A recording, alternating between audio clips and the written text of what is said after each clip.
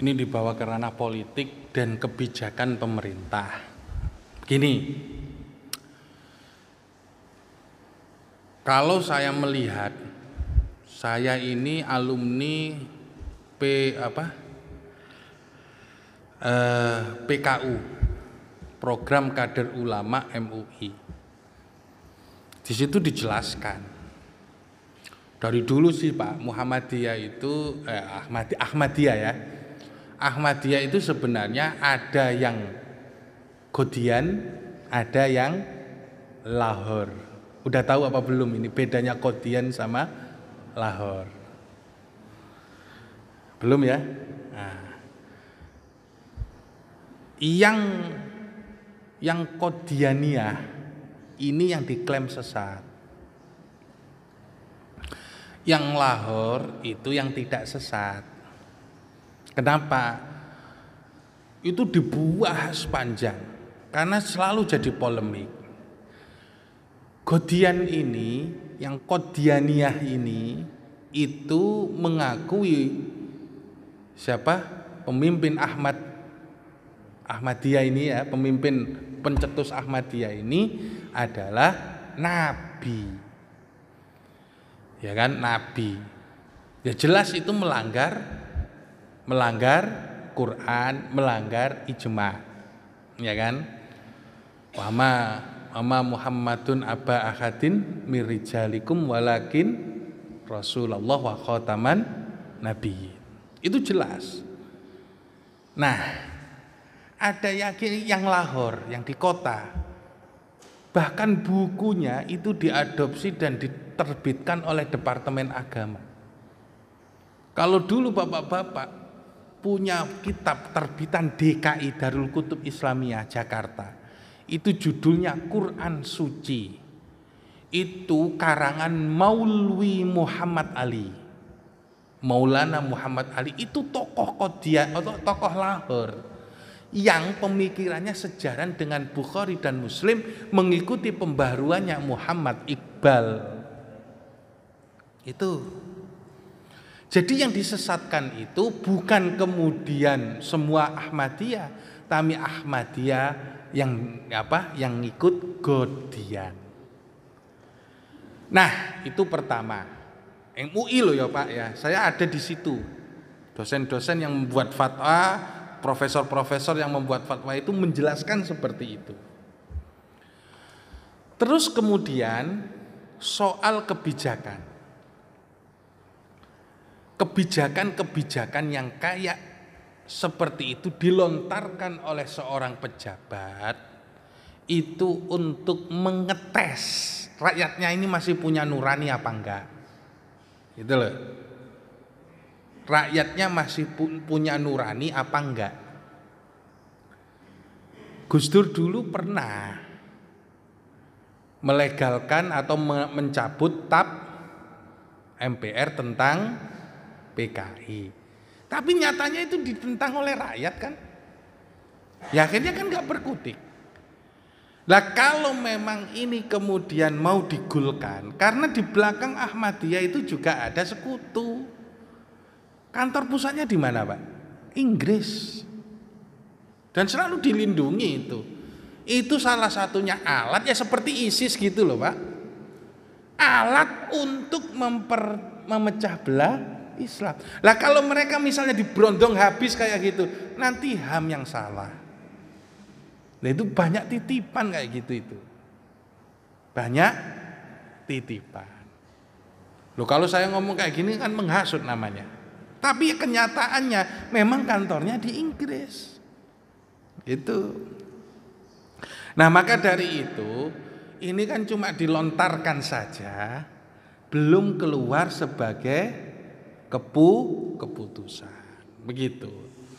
Ya silakan kemudian berpolemik, kemudian dari berbagai masyarakat dan berbagai lapisan masyarakat ini kemudian melakukan apa? Misalnya ketidaksetujuan, kan gitu.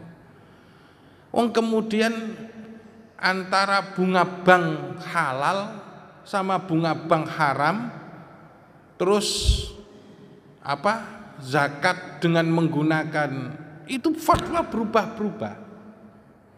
Dan itu bukan ijma. Saya katakan itu bukan ijma. Majelis Ulama Indonesia itu hanya mengeluarkan fatwa. Fatwa itu setara dengan teks hukum enggak? Kalau dibahas ke situ bulat lagi nanti. Fatwa, ya kan, fatwa itu tidak setara dengan teks hukum. Beda enggak dengan undang-undang? Makanya ketika terjadi ikhtilaful ulama, ra'yul hakim yaqta'ul khilaf. Yang nentuin 1 Ramadan, yang nentuin hari raya Idul Fitri, MUI apa Departemen Agama? Yang nentuin Departemen MUI apa Departemen Agama? Departemen Agama. Kalau punya permasalahan tentang masalah mustajidat, masalah modern, tentang bayi cloning, itu tanyanya bukan ke Departemen Agama. Baru kemudian yang nentuin batas usia 19 tahun untuk pernikahan siapa? MUI apa Departemen Agama? Nah, pertimbangannya apa? Pasti di situ MUI akan nyerang. Lah Aisyah itu umurnya begitu. Lah itulah fatwa. Beda fatwa antara dengan ijma. Itu bukan ijma menurut saya. Itu fatwa. Dan itu pasti berbeda dengan fatwanya. Sama tahu nggak Pak? Bank konvensional itu oleh Syekhul Azhar itu difatwakan sebagai halal. Halal. Terus kemudian ada orang mengatakan itu ijma haram. Nggak ada kayak gitu, ya kan? Saya itu berdebat habis-habisan. Kebetulan saya bela, tapi ya semuanya menemukan celah. Saya nggak bisa menyalahkan dia. Wes gini saja kalau boleh. Duit itu barang apa bukan? Duit itu barang apa bukan? Saya sewa boleh nggak? Saya sewa boleh apa enggak? Duit saya sewa. Saya sewa 1 miliar, saya kasih per bulan 100 juta. Boleh enggak? Boleh apa enggak? Kok enggak boleh? Saya nyewa kok. Loh, kok riba? Loh kan sama-sama enggak bisa nyelesaikan kan? Kenapa? Lah disitulah kemudian saya ditantang kayak gitu juga. Lu punya uang 1 miliar, saya sewa nih 100 bulan, aku sewa duitmu. Boleh enggak? Akadnya sewa.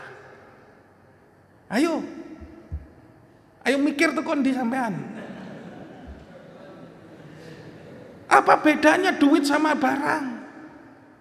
Apakah sekarang duit itu kayak apa, emas kayak dahulu?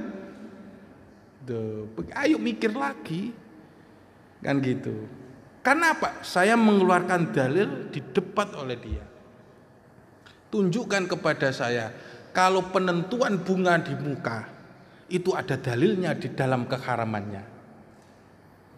Nentuin bunga di depan, lu dapat 5% atau 10% dalam akad mudharabah, itu ada dalilnya apa enggak?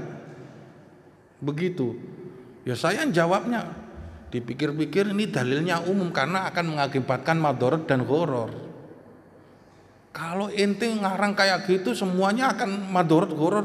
Justru kalau nggak ditentukan di depan, ini malah ruwet kan gitu. Kenapa? Karena aku nggak tahu dapurmu, ya kan? Sementara kamu nggak tahu dapurku. Bisa saja untung 500%, kamu kasih ke aku 100%. Lu kan?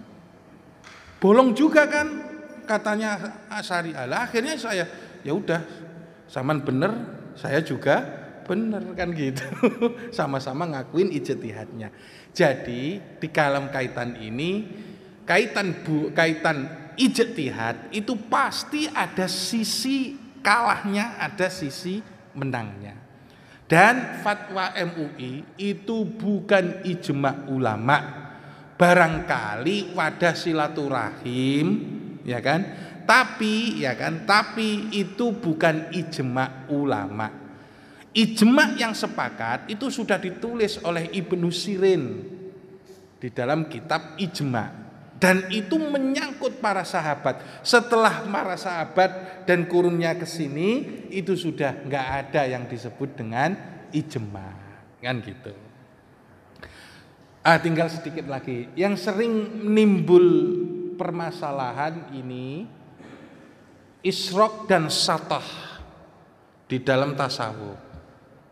Gini Pak, orang kalau sudah larut di dalam zikir, taubat dan keasikan kembali kepada Allah, kadang itu ngalamin mabuk.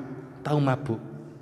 Nah, orang wis gampangannya gini. Ibu-ibu kalau kesengsem dulu ya masih gadis sama seorang cowok, itu dikasih yang lebih cantik. Bapak-bapak dikasih yang lebih cantik atau ceweknya dikasih yang lebih ganteng, yang lebih kaya, nggak mau. Apa itu mabuk cinta? Mabuk cinta inilah yang kemudian muncul dalam ungkapan. Nah, mabuknya ini bukan mabuk masalah syahwat, tapi mabuknya karena Allah. Sampai dalam hadis itu disebutkan bahwa Allah Subhanahu wa ta'ala itu sangat bergembira dengan taubatnya seorang hamba, seolah dia dikisahkan di situ hamba itu melakukan perjalanan jauh, kemudian untanya hilang, dia cari gak ketemu, akhirnya kecapean, udahlah aku nyerah, mati, ya kan, mati di tengah padang pasir kayak gini gak masalah. Ketika tidur kayak gitu, untanya yang hilang tadi datang ke dia sambil bawa barang-barang yang ada di situ. Wah, akhirnya saking senengnya dia bilang begini, Allahumma anta abdi wa ana rabbuka. Kafir apa enggak? Allahumma anta abdi wa ana rabbuka. Saking senengnya ya kan, Allahumma ya Allah, anta abdi, engkaulah hambaku, wa ana rabbuka, dan aku ini Tuhanmu. Akhto'a, terus dalam hadis tersebut disebutkan akhto'a fi siddati farhatihi. Ia keliru mengucapkan kayak gitu karena saking senengnya.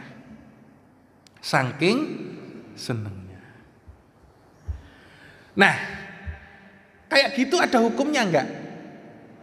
Enggak ada. Berarti kalau ada seorang sufi, misalnya Syekh Siti Jenar, anal al-haq, kan gitu kan? Aku ini al-haq. Al-haq itu sebutan hak paling hakiki, yaitu Allah Subhanahu wa ta'ala. Insabata, jika memang itu terbukti Syekh Siti Jenar atau Syekh Abdul Jalil yang belakangan ini ditemukan oleh siapa? Agus Sunyoto, manuskripnya, itu bisa dikatakan dia sedang mengalami satah, mabuk Gusti Allah. Lah akhirnya apa? Orang dilanda mabuk, saking senengnya, aku ini loh, saking diterimanya di sisi Allah sampai mengucap ana al-haq, aku ini Allah. Sebenarnya orang itu mabuk, dan mabuknya karena saking senengnya.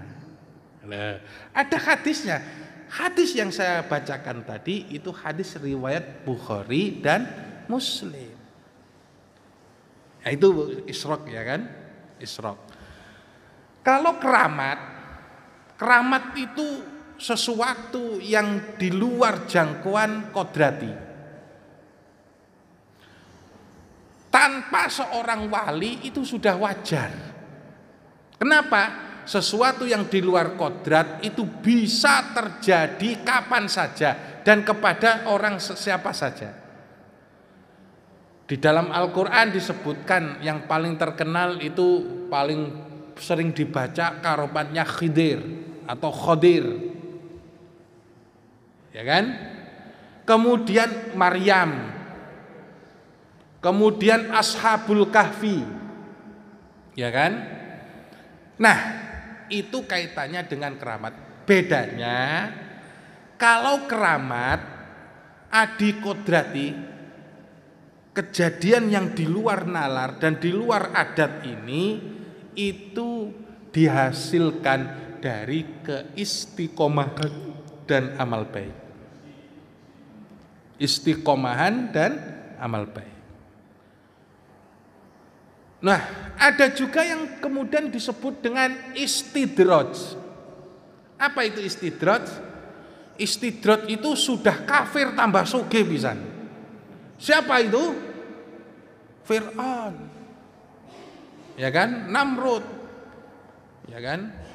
Selanjutnya ada lagi Ma'unah.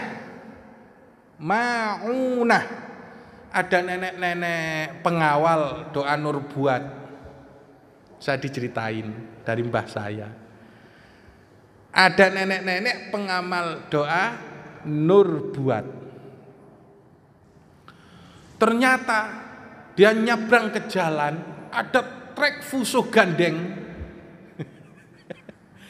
Itu nabrak dia, nggak mati. Orangnya sehat buger. Ya kan, Ma'unah itu namanya Ma'unah, ya kan.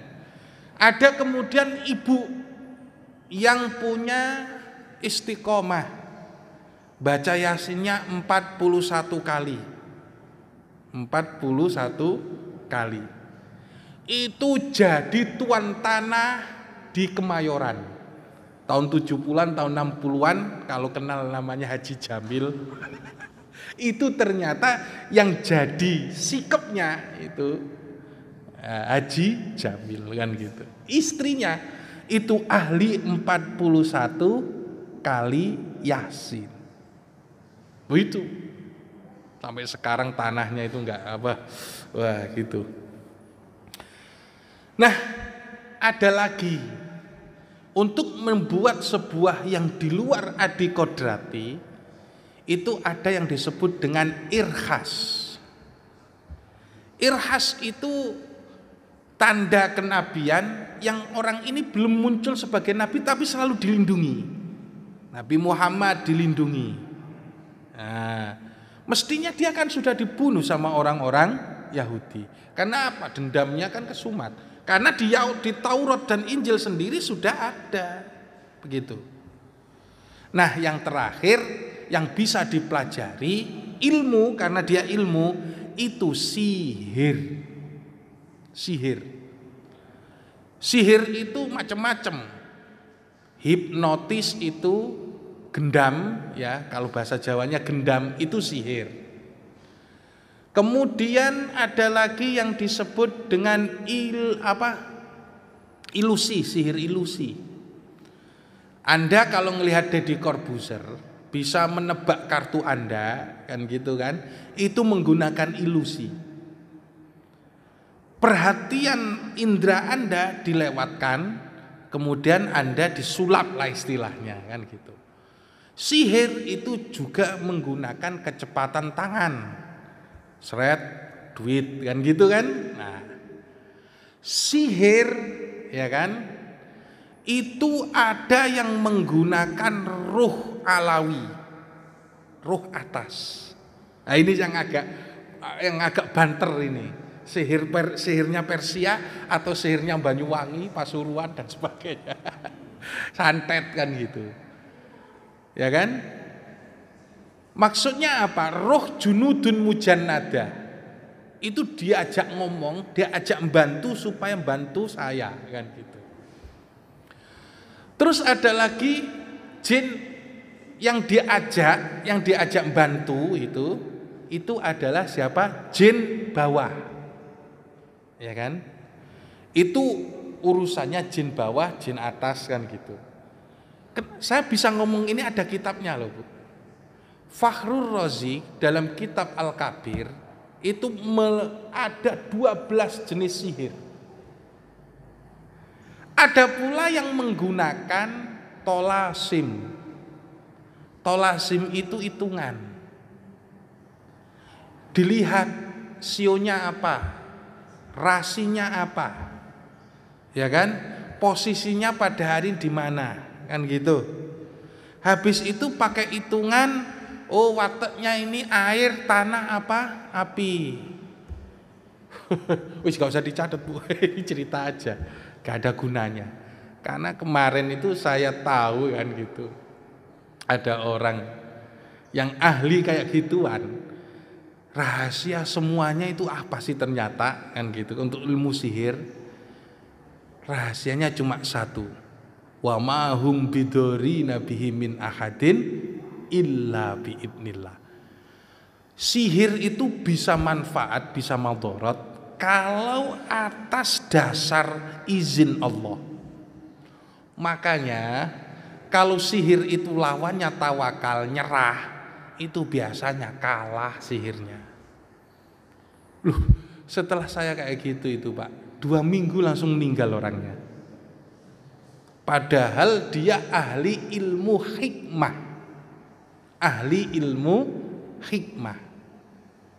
Tukang nambanin orang. Saya sampai kemudian manggil sama orang situ ketika ada pasien, ketika ada jamaah, tolong ini. Pakai dia sembuh. Tapi ketika ngomong sama saya, Saman kan orang ngalim, saya tanyain, apa sih rahasianya ini semua? Saya baca ayat, wa ma hum bidori nabihi min ahadin illa bi'nillah. Itu kan ceritanya Nabi Sulaiman, kemudian apa? Sama tukang sihir, ceritanya Harut Marut itu loh. Sebenarnya wa ma hum bidori nabi min ahadin illa bi'nillah. Langsung kayak gitu itu beberapa, oh alhamdulillah Kang, alhamdulillah. Sampai 2 hari sebelum wafat dia itu sering matur nuwun Kang, matur nuwun. Lah kok meninggal? Kan gitu. Karena kayaknya udah ketemu rahasianya. Padahal dia sudah belajar ilmu hikmah. Ghoyatul Hakim, kemudian Al-Aufaq karya Imam Al-Ghazali, dia kuasai itu. Kan gitu. Tapi kemudian saya kasih dalil kayak gitu, wa ma hum bidori nabi min ahadin illa bi'nillah, langsung kemudian oh ya Kang, alhamdulillah ketemu gitu. Lah ketemu, kalau sudah ketemu ya bubar lah, udah selesai bagi mereka ya gitu. Karena dia pemburu hikmah. Nah, ini yang kemudian harus dipahami terkait masalah ini. Karena waktunya sudah berapa ini? Kelebihan. Mari kita tutup dengan membaca doa kifaratul majlis. Subhanakallahumma bihamdika asyhadu an la ilaha illa anta astaghfiruka wa atubu ilaik. Assalamualaikum warahmatullahi wabarakatuh.